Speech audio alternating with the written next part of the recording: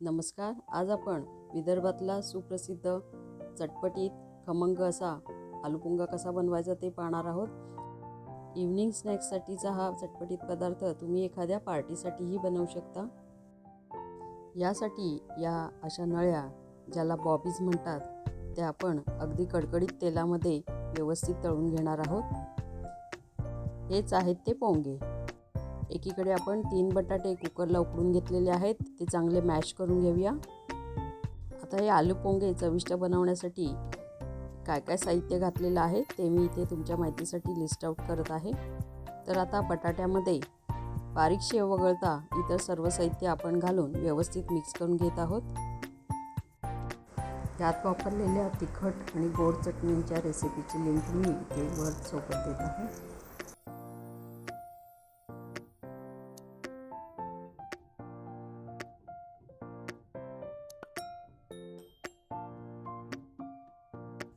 तर आता प्रत्येक पोंग्यामध्ये हे बनवलेलं चटपटीत सारण दोन्ही बाजूने भरून नंतर हा पोंगा या शेवामध्ये डीप करून आपण प्लेटमध्ये ठेवून घेत आहोत.